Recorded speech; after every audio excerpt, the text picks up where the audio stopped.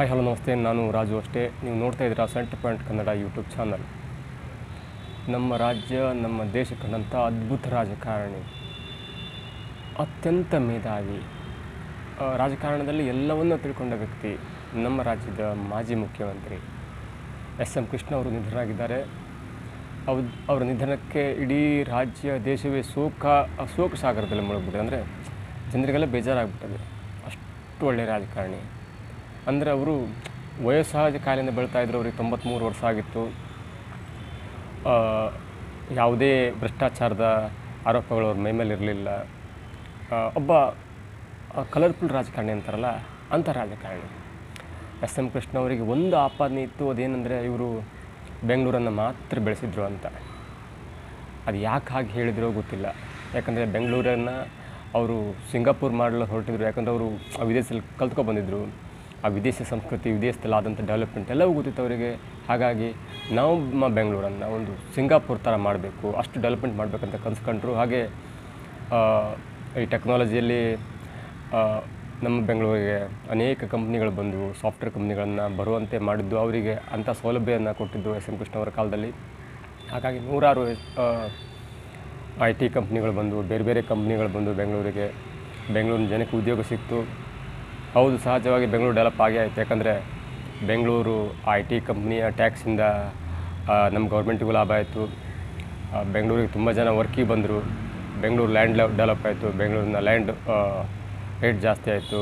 ಬೆಂಗಳೂರಿನ ಜನ ಮನೆ ಕಟ್ಕೊಂಡು ಬಾಡಿಗೆ ಕೊಟ್ಟರು. ಹಾಗಾಗಿ ಬೆಂಗಳೂರಿಗೆ ಎಸ್.ಎಂ. ಕೃಷ್ಣ ಅವರು ದೇವರೇ.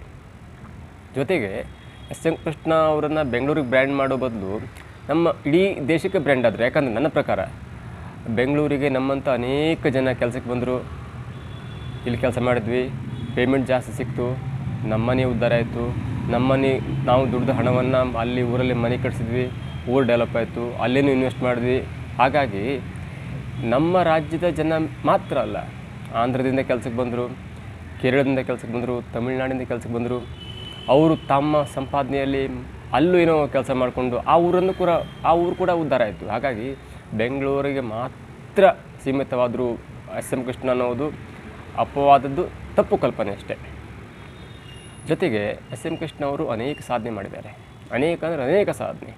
ಅದರಲ್ಲಿ ದೊಡ್ಡ ಸಾಧನೆ ಅಂದರೆ ಶಾಲಾ ಮಕ್ಕಳಿಗೆ ಬಿಸಿ ಊಟ ನೀಡುವಂಥ ಒಂದು ಕಾರ್ಯಕ್ರಮ.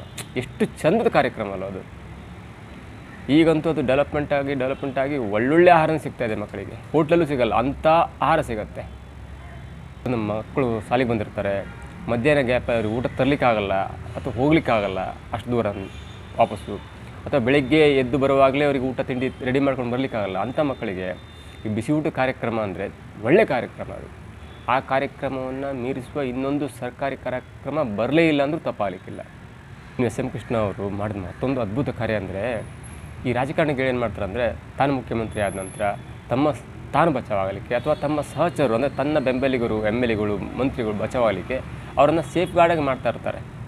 ಅವರು ಯಾವುದೇ ರೀತಿ ತೊಂದರೆ ಆಗಬಾರ್ದು. ಅವರೇನೂ ಕೆಟ್ಟ ಕೆಲಸ ಮಾಡಲಿ, ಅದು ಏನೋ ಭ್ರಷ್ಟಾಚಾರ ಮಾಡಿದ್ರೂ ಕೂಡ ಅವರಿಗೇನು ತೊಂದರೆ ಆಗಬಾರ್ದು. ಸರ್ಕಾರದಲ್ಲಿ ಇರುವಷ್ಟು ದಿನ ಅವರಿಗೂ ತೊಂದರೆ ಆಗಬಾರ್ದು. ಅವ್ರಿಗೆ ತೊಂದರೆ ನಮ್ಮ ಗೌರ್ಮೆಂಟ್ ಕೆಟ್ಟ ಹೆಸರು ಬರ್ತಂತ ಅನೇಕ ಮುಖ್ಯಮಂತ್ರಿಗಳು ಮಾಡ್ತಾನೆ ಇರ್ತಾರೆ.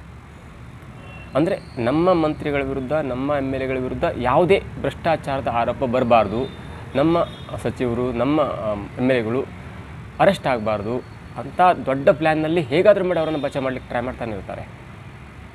ಅಂಥವರ ವಿರುದ್ಧ ಅಂದರೆ ಸರ್ಕಾರಿ ಅಧಿಕಾರಿಗಳು, ಸರ್ಕಾರದ ಮಂತ್ರಿಗಳು, MLAಗಳ ವಿರುದ್ಧವೇ ತನಿಖೆಯ ಅಧಿಕಾರವನ್ನು ಕೊಟ್ಟಂಥ ಲೋಕಾಯುಕ್ತವನ್ನು ಸ್ಥಾಪನೆ ಮಾಡಿದ್ರು ಎಸ್.ಎಂ. ಕೃಷ್ಣ ಅವರು. ಸುಮ್ಮನೆ ಲೋಕಾಯುಕ್ತ ಸ್ಥಾಪನೆ ಮಾಡಿ ಸುಮ್ಮನೆ ಇರಲಿಲ್ಲ ಅವರು. ಅದಕ್ಕೊಬ್ಬ ಅತ್ಯಂತ ನಿಷ್ಠ ನ್ಯಾಯಮೂರ್ತಿ M. ವೆಂಕಟಾಚಲಯ್ಯ ಅವರನ್ನ ಅಧಿಕಾರದಲ್ಲಿ ಕೂರಿಸಿದ್ರು. ಆಮೇಲೆ ಏನೇನಾಯಿತು, ಯಾರ್ಯಾರು ಒಳಗೆ ಹೋದರು, ಎಷ್ಟೆಲ್ಲ ಆ ಸಂಸ್ಥೆ ಎಷ್ಟು ದೊಡ್ಡದಾಗಿ ಬೆಳೀತು ಅಂದರೆ ಭ್ರಷ್ಟಾಚಾರ ಮಾಡುವವರಿಗೆ ಸಪ್ರವಾಗಿ ಬೆಳೆದಂಥ ಲೋಕಾಯುಕ್ತ ಸಂಸ್ಥೆಯ ಸ್ಥಾಪಕರು, ಅದಕ್ಕೆ ಮುನ್ನಡಿ ಬರೆದವರು ಎಸ್.ಎಂ. ಕೃಷ್ಣ ಅವರು. ಬಟ್ ಆದರೆ ಈಗ ಅವರು ಮುಖ್ಯಮಂತ್ರಿ ಆಗಿಲ್ಲ, ಅವರು ಈ ಲೋಕದೂ ಇಲ್ಲ. ಆದರೆ ಅವ್ರ ಜೊತೆಗೆ ಈ ಲೋಕಾಯುಕ್ತ ಸಂಸ್ಥೆ ಕೂಡ ಹಳ್ಳೆ ಹಿಡಿದ್ಬಿಡ್ತು. ಅಂದರೆ ನೀವು ಅರ್ಥ ಮಾಡ್ಕೊಳ್ಳಿ ಎಸ್.ಎಂ. ಕೃಷ್ಣ ಅವರು ಯಾವ ಥರ ಕೆಲಸ ಮಾಡಿದರು ಅಂತ. ಇನ್ನೊಂದು, ನಾವು ಯಾವುದಾದ್ರು ತಹಸೀಲ್ದಾರ್ ಆಫೀಸಿಗೆ, ಕಂದಾಯ ಇಲಾಖೆಗೆ ಅಥವಾ ನಮ್ಮ ಭೂ ದಾಖಲೆಗಳಿಗೆ ಸಂಬಂಧಪಟ್ಟಂತೆ ಅಲಿಬೇಕಿತ್ತಲ್ಲ, ಒಂದು ಪಹಣಿ ಪಡೆಯೋ ಸಲುವಾಗಿ ಒಂದು ಅರ್ಜಿ ಕೊಟ್ಕೊಂಡು 2 ದಿನ ಕಾಯಬೇಕಿತ್ತಲ್ಲ, ಅವೆಲ್ಲವನ್ನು ಕೂಡ ಆ ಭೂ ದಾಖಲೆಗಳನ್ನು ಡಿಜಿಟಲೀಕರಣ ಮಾಡಿದ್ರು ಅವರು ಅಧಿಕಾರದಲ್ಲಿರುವಾಗ. ಅಂದರೆ ಯಾವ್ದಾದ್ರು ರೈತರು ಬಂದರು, ಭೂ ಮಾಲೀಕರು ಬಂದರು, ಅರ್ಜಿ ಕೊಟ್ಕೊಂಡು ಇವ್ರಿಗೆ ಕಾದು ಅವರೇನು ಪರ್ಮಿಷನ್ ತೊಗೊಂಡು ಯಾವುದೋ ಫೈಲ್ ಹುಡುಕಿ ಅದನ್ನು ಬರ್ಕೊಡ್ತಿರ್ತಾರಲ್ಲ ಮೊದಲು, ಅದನ್ನು ಎಲ್ಲವನ್ನು ಕಂಪ್ಯೂಟರ್ಗೆ ಲೋಡ್ ಮಾಡಿ, ಅಂದರೆ ಡಿಜಿಟಲೀಕರಣವನ್ನು ಮಾಡಿದ್ರು. ಈಗ ಯಾವುದಾದ್ರು ಪಹಣಿ ಸಿಗಬೇಕಂದ್ರೆ ಡೈರೆಕ್ಟ್ ನಿಮ್ಮ ಸರ್ವೆ ನಂಬರ್ ಹೊಡೆದ್ರೆ ನಿಮ್ಮ ಲಿಸ್ಟೇ ಬಂದುಬಿಡುತ್ತೆ. ಅಂಥ ಕಾರ್ಯಕ್ಕೆ ಮುನ್ನಡೆ ಬರೆದ್ರು ಎಸ್ ಎಂ ಕೃಷ್ಣ ಅವರು ತಮ್ಮ ಅಧಿಕಾರದ ಅವಧಿಯಲ್ಲಿ. ಇನ್ನೊಂದು ಹೇಳಲೇಬೇಕು, ಇನ್ನು 2 ಇದೆ ಹೇಳಲಿಕ್ಕೆ, ಅಂದರೆ ಅತ್ಯಂತ ಉತ್ತಮವಾದ ಕೆಲಸ ಹೇಳಲಿಕ್ಕೆ. 1999ರಲ್ಲಿ ಅವರು ಮುಖ್ಯಮಂತ್ರಿಯಾಗಿ ಅಧಿಕಾರ ಸ್ವೀಕಾರ ಮಾಡ್ತಾರೆ. ಒಂದೇ ವರ್ಷದಲ್ಲಿ ಜುಲೈ 30ಕ್ಕೆ ಡಾಕ್ಟರ್ ರಾಜ್ಕುಮಾರ್ ಅವ್ರನ್ನ ವೀರಪ್ಪನ್ ಅಪಹರಣ ಮಾಡ್ತಾರೆ. ಬರೋಬ್ಬರಿ 108 ದಿನಗಳ ಕಾಲ ಬೆಂಗಳೂರು ಭಾಗಶಃ ಮೌನವಾಗಿತ್ತು. ಒಂದೇ ಒಂದು ಸುದ್ದಿಗಾಗಿ ಕಾಯ್ತಾಯಿದ್ರು. ಒಂದು ಡಾಕ್ಟರ್ ರಾಜ್ಕುಮಾರ್ ಅವ್ರನ್ನ ಬಿಡಿಸ್ಕೊಂಡು ಬರಲೇಬೇಕಿತ್ತು, ಇಲ್ಲ ಅಂದಿದ್ದರೆ ಬೆಂಗಳೂರೇ ಬೆಂಕಿ ಹತ್ತುವರಿತಾ ಇತ್ತು. 108 ದಿನಗಳ ಕಾಲ ಬೆಂಗಳೂರು ಭಾಗಶಃ ಕರ್ಫ್ಯೂ ಇತ್ತು. 3.5 ತಿಂಗಳ ಕಾಲ ಬೆಂಗಳೂರು ಭಾಗಶಃ ಕರ್ಫ್ಯೂ. ಯಾರು ಏನು ಮಾಡೋಂಗಿರಲಿಲ್ಲ. ಯಾವಾಗ ಏನಾಗುತ್ತೆ ಅಂತ ಗೊತ್ತಿರಲಿಲ್ಲ. ಡಾಕ್ಟರ್ ರಾಜ್ಕುಮಾರ್ ಅವರಿಗೆ ಏನಾದ್ರು ಹೆಚ್ಚು ಕಡಿಮೆ ಆಯಿತು ಎನ್ನುವ ಸುದ್ದಿ ಬಂದರೆ ಬೆಂಗಳೂರೇ ಹೊತ್ತುವರಿತಾ ಇತ್ತು. ಅಷ್ಟು ಭಯದಲ್ಲಿ ಇರಬೇಕಾದ್ರೆ ಡಾಕ್ಟರ್ ರಾಜ್ಕುಮಾರ್ ಅವರನ್ನು ಹೇಗಾದರೂ ಮಾಡಿ ವೀರಪ್ಪನಿಂದ ತಪ್ಪಿಸಿಕೊಂಡು ಬೆಂಗಳೂರಿಗೆ ಕರ್ಕೊಂಡು ಬರಬೇಕಂತ 3 ತಿಂಗಳ ಸತ್ತ ಪ್ರಯತ್ನ ಇದೆಯಲ್ಲ, ಅವು ಎಸ್ ಎಂ ಕೃಷ್ಣ ಅವರು ತಮ್ಮ ಅಳಿಯ ಸಿದ್ಧಾರ್ಥ್ ಅವ್ರ ಜೊತೆ ಮತ್ತು ಸರ್ಕಾರಿ ಅಧಿಕಾರಿಗಳ ಜೊತೆ, ಪೊಲೀಸ್ ಅಧಿಕಾರಿಗಳ ಜೊತೆ ಮಾತುಕತೆ ಮಾಡಿ, ತಮಿಳುನಾಡು ಸರ್ಕಾರದ ಜೊತೆ ಮಾತುಕತೆ ಮಾಡಿ ನೀವು ಬೆಂಗಳೂರಿಗೆ ಮತ್ತೆ ಡಾಕ್ಟರ್ ರಾಜ್ಕುಮಾರ್ ಅವರನ್ನು ಕರೆತರೋದಿದೆಯಲ್ಲ, ಅದು ದೊಡ್ಡ ಕೆಲಸ. ಜೊತೆಗೆ ಎಸ್ ಎಂ ಕೃಷ್ಣ ಅವಧಿಯಲ್ಲಿ ಅವರಿಗೆ ನಮ್ಮ ಪರಿಸರ ಕೂಡ, ಅಂದರೆ ನಿಸರ್ಗ ಕೂಡ, ಪ್ರಕೃತಿ ಕೂಡ ಸಾಥ್ ಕೊಟ್ಟಿರಲಿಲ್ಲ. ಎಸ್ ಎಂ ಕೃಷ್ಣ ಅವಧಿಯಲ್ಲಿ ನಮ್ಮ ರಾಜ್ಯ ಅತ್ಯಂತ ಇತಿಹಾಸದಲ್ಲಿ ಎಂದೂ ಕಂಡರಿಯದ ಭೀಕರ ಬರಗಾಲ ಬಂದಿತ್ತು. ಅವರಿಗೆಲ್ಲ ಪರಿಹಾರ, ನೀರಿರಲಿಲ್ಲ, ಬೆಳೆ ಇರಲಿಲ್ಲ. ಬರಗಾಲದಲ್ಲಿ ಬೆಂದವರಿಗೆ ಪರಿಹಾರ ನೀಡಬೇಕಿತ್ತು, ಇಡೀ ರಾಜ್ಯ ಸುತ್ತಬೇಕಿತ್ತು. ನಾವು ಬೆಂಗಳೂರಿಗೆ ಗಮನ ಕೊಟ್ಟಿಲ್ಲ ಅಂದರೆ, ಯಾವುದು ಕಂಪ್ನಿ ತಂದಿಲ್ಲ ಅಂದರೆ ನಮ್ಮ ಸರ್ಕಾರಕ್ಕೆ ಬೊಕ್ಕಸ್ಗೆ ಹಣ ಬರಲ್ಲ. ಎಲ್ಲವನ್ನೂ ಮ್ಯಾನೇಜ್ ಮಾಡಿ ಅಧಿಕಾರ ನಡೆಸೋದಿದೆಯಲ್ಲ, ಅದು ಎಲ್ಲ ತಿಳ್ಕೊಂಡ್ರಿಗೆ ಮಾತ್ರ ಸಾಧ್ಯ. ಅವರು ಯಾರು ತಮ್ಮ ಬೆಂಬಲಿಗರಿಗೆ ಹೀಗೆ ಮಾಡಿ ಹಾಗೆ ಮಾಡಿ ಅಂತ ಹೇಳಿಲ್ಲ. ಅಂದರೆ ಒಬ್ಬ ನಿಷ್ಠಾವಂತ ಗೌರ್ಮೆಂಟ್ ಎಂಪ್ಲಾಯಿ ಕೆಲಸ ಮಾಡ್ತಾನಲ್ಲ, ಹಾಗೆ ಮಾಡಿದ್ರು ಅಧಿಕಾರದಲ್ಲಿದ್ದರೂ ಕೂಡ. ಕೊನೆಗೆ ಅವರಿಗೆ ಎಲ್ಲ ಅಧಿಕಾರ ಸಿಕ್ತು. ಮುಖ್ಯಮಂತ್ರಿ ಆಗಿದ್ದರು, KPCC ಪ್ರೆಸಿಡೆಂಟ್ ಆಗಿದ್ದರು, ಸೆಂಟ್ರಲಲ್ಲಿ ವಿದೇಶಾಂಗ ಸಚಿವರಾಗಿದ್ದರು, ಕೊನೆಯಲ್ಲಿ ಮಹಾರಾಷ್ಟ್ರದ ಗವರ್ನರ್ ಕೂಡ ಆಗಿದ್ದರು. ಕೊನೆಗೆ ಅವರು ತನ್ನಗೆ ಬೆಳೆಸಿದಂಥ ಅಥವಾ ತಾನು ಕಾಂಗ್ರೆಸ್ಸಿಗೆ ಸಹಾಯಕಾರಿಯಾಗಿದ್ದಂಥ ತಾನು ಬೆಳೆದ ಪಕ್ಷವನ್ನು ಬಿಟ್ಟು BJP ಬಂದುಬಿಟ್ರು.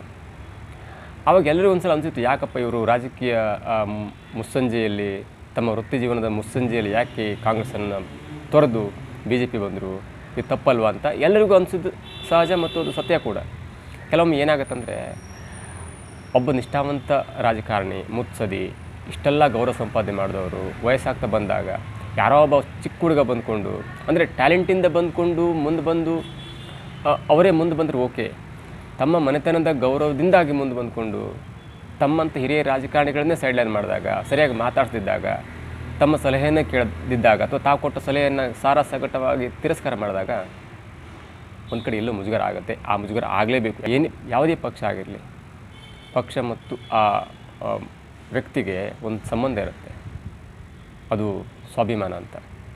ಎಲ್ಲಿ ಸ್ವಾಭಿಮಾನಕ್ಕೆ ಧಕ್ಕೆ ಬರುತ್ತೋ ಅಲ್ಲಿ ನಮ್ಮ ಚಪ್ಪಲಿ ಕೂಡ ಇರಬಾರ್ದಂತ ಅನೇಕರು ತಿಳ್ಕೊಂಡಿದ್ದಾರೆ, ಹಾಗೆ ಬದುಕ್ತಾ ಇದ್ದಾರೆ. ಅಂಥ ರಾಜಕಾರಣಿಗಳಲ್ಲಿ, ಅಂಥ ಸ್ವಾಭಿಮಾನಿಗಳಲ್ಲಿ ಎಸ್ ಎಂ ಕೃಷ್ಣ ಕೂಡ ಒಬ್ಬರು. ಇವತ್ತು ಅವರು ಇಲ್ಲ. ಅವರ ಆತ್ಮಕ್ಕೆ ಶಾಂತಿ ಕೊಡ್ತಾ ಈ ವಿಡಿಯೋನ ಮುಗಿಸ್ತಾ ಇದ್ದೀನಿ. ನಮಸ್ಕಾರ.